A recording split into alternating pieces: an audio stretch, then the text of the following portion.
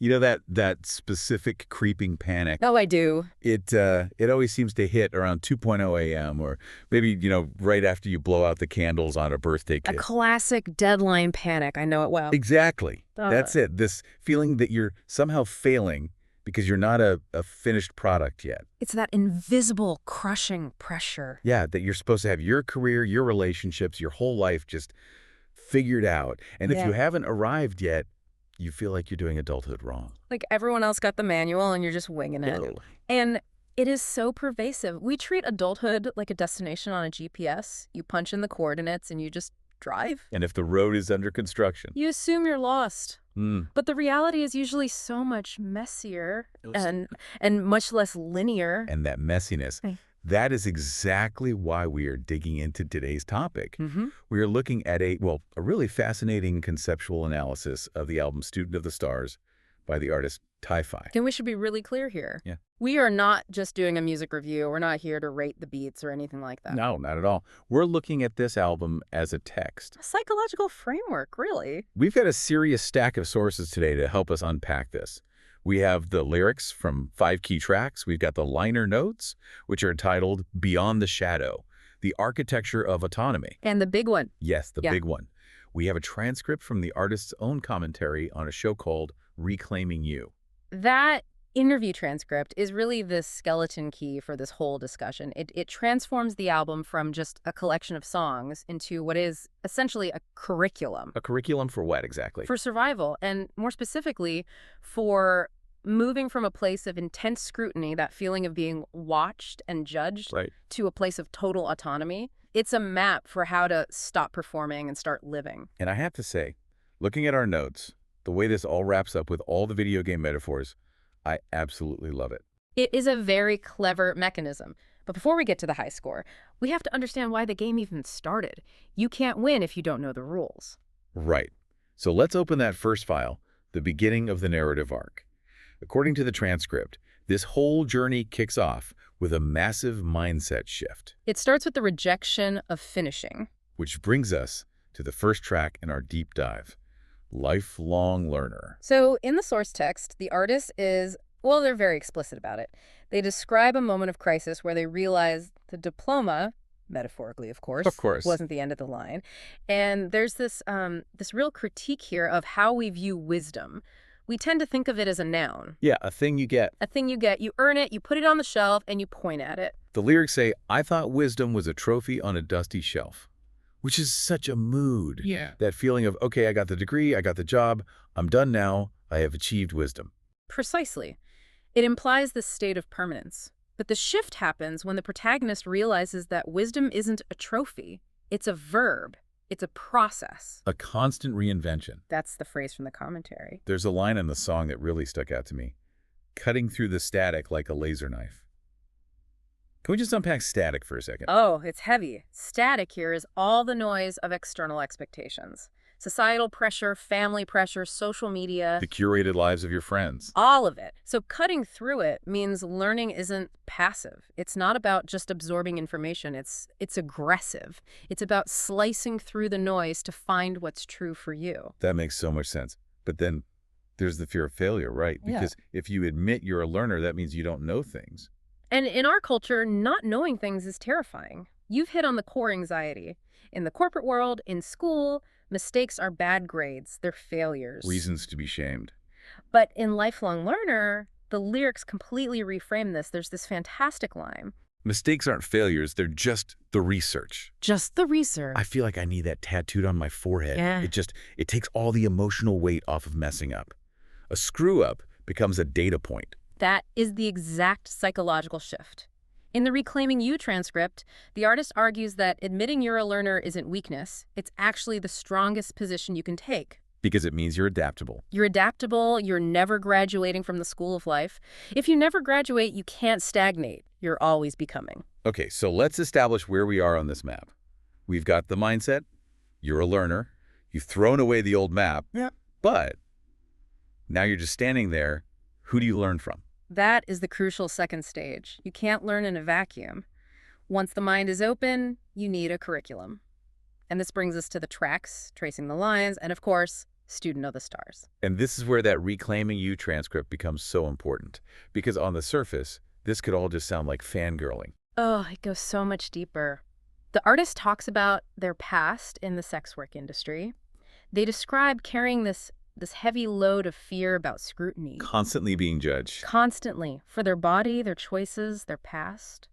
Wow, that context changes the whole vibe. It's not just, oh, I like this singer. It's, I need to see someone else who survived this specific type of fire. Right. They needed role models who faced that judgment and came out the other side. It was a survival mechanism. The source describes pasting pictures on bedroom walls, dissecting interviews. Treating a hero's life like a textbook. Exactly. It's that feeling of being a teenager again, isn't it? Just staring at a poster and thinking, how do you do it? How do you exist so loudly when the world wants you to be quiet? And the liner notes use this beautiful metaphor that I think really explains the utility of it all. They describe these idols, these stars, as lighthouses on a rocky coast. That's such a vivid image. But let's clarify that. Why a lighthouse specifically? Well, think about what a lighthouse does. It doesn't tell the ship where to go. Right. It doesn't invite the ship to crash into it. No, it illuminates the dangers. It shows you where the rocks are so you can navigate around them without sinking. So it's hazard avoidance. I see you survive that scandal, or I see you handle that heartbreak. And because I see where you steered, I can steer my own ship. Exactly. But there's a really important nuance here. The host notes in the transcript point out this isn't about becoming the idol. That's the trap, right? Identity theft instead of inspiration. Correct. The lyric is specific. You are tracing the blueprint. It's an active process. You're studying their resilience to build your own foundation. Learning the motor skills of confidence by watching someone else. There is a killer line in Student of the Stars that just captures this perfectly. It says, more wisdom in their eyeliner than in the history books. Which is such a fantastic validation of pop culture. It argues that personal icons are legitimate sources of strength. History tells you what happened. Icons often show you how to feel about what's happening. And then it follows up with, they show me that different is just another word for rare. Which then helps the protagonist walk with power when there's tension in the air. That phrase, tension in the air, connects right back to that fear of scrutiny. So by watching someone else walk through the fire. In 6-inch Heels and Grace, the student learns they can walk through their own fire. You borrow courage until you can grow your own. So we have the learner, and now we have the tracer. You're studying the greats. It feels safe. It feels guided. But you can't just trace forever, can you? No. Eventually, you're just a copy, a cover band of your own life. And that leads to the conflict. The inevitable conflict. In the Beyond the Shadow text, the narrative shifts from admiration to what it calls restless friction. Friction is a great word for it. It's that moment where the clothes just don't fit anymore. Yes. The source material describes the realization that living inside someone else's definition is suffocation. Even if it helped you survive, it eventually becomes a cage. You hit a ceiling. And you realize that doing exactly what your idol did won't work for you because, well, you're not them. Which is where we hit the track, Unlock More You. And the visual metaphors here get really intense. The lyrics talk about feeling like a statue standing still in the square. Or a finished painting trapped in a frame. Those are all images of stasis. A statue is beautiful, but it can't move. A painting is admired, but it can't change. But the protagonist realizes they're not a statue. They're the electricity buzzing in the air. So what's the aha moment? How do you break out of that frame? Because breaking a pattern is so much harder than making one. Especially a pattern that kept you safe. The psychological pivot here is fascinating. In the song, the protagonist finds a key, but, and this is critical, the lyrics say the key wasn't in the good times. It wasn't in the bad. It was in the quiet moments. The quiet moments, yeah. Which are usually the moments we try to avoid by scrolling on our phones or drowning ourselves in podcasts. Right. Because in the quiet, you have to face yourself. And that's where the focus moves from the external stars to the internal potential. It's an internalization of power. It's like, okay, I've watched you all do it. I've taken the notes. Now I need to see what I can do when I hold the pen. The Beyond the Shadow text calls this shattering the ceiling they once thought was the sky. They realized the limitations they felt were illusions. And the lyrics get so confident here. Version 1 was good, but version 2 is better. And that concept of unzipping the potential, it's such a visceral image. Like shedding a skin. It's the transition from observation to agency. The line that sums it all up is, I'm not rewriting history, I'm adding a page. I love that distinction. Yeah. You're not erasing who you were when you were learning. No, it was necessary, but now it's over. So the potential is unzipped, the statue is stepped off the pedestal, and now we enter the final, most high-energy phase, the result. We are talking about the track, highscore.mp3. The tone shift here is wild. The sources describe it as kinetic and defiant. And this is where my favorite metaphors come in. We are deep in video game territory. Gamified, yes. Lyrics about leveling up, walking the grid. Rewriting the script. And real life isn't written by a team in LA. Love that line. It's a total declaration of autonomy.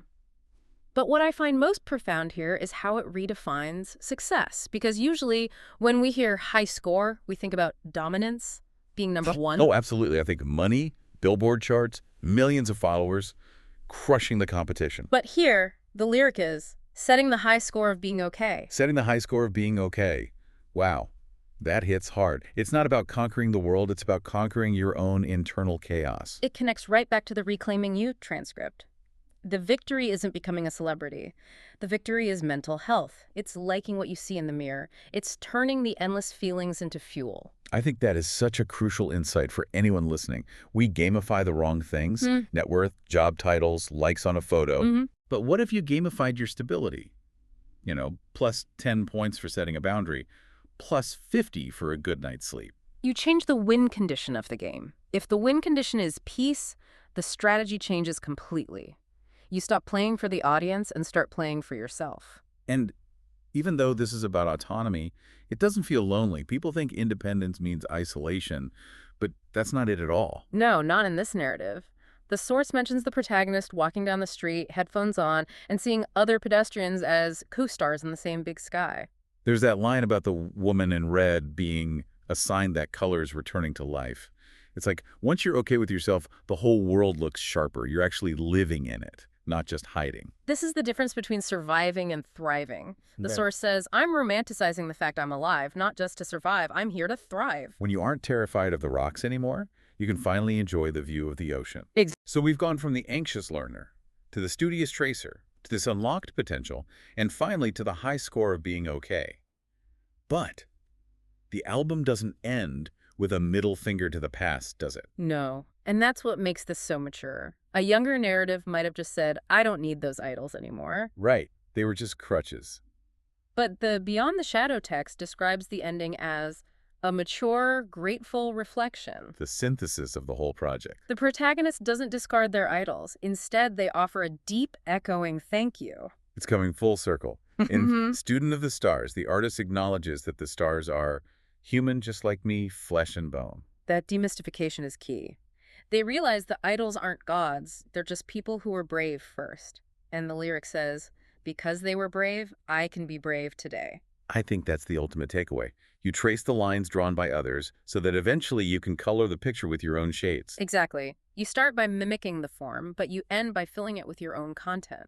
You didn't steal their light. You used their light to kindle your own. So to recap this journey, because I think this is a pattern we can all use. It breaks down into 4 stages. First, the learner. The mindset shift.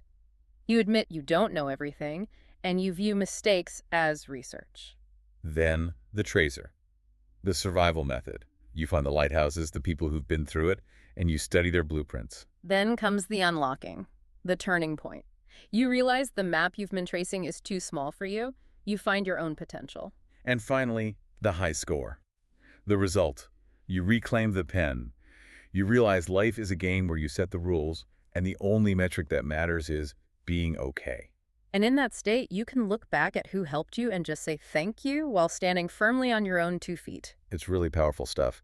And I think what resonates is the permission it gives you. You don't have to reinvent the wheel. No, it's perfectly okay to use someone else's map until you're ready to draw your own. That isn't stealing, it's learning. So here is the question we want to leave you with today. It comes straight from that high score concept. If life is a game where you set the rules, ask yourself, are you playing to survive or are you playing to thrive? And more importantly, look at the scoreboard you've set for yourself. Is your current high score metric, whether that's money or status or perfection, is it actually making you happy?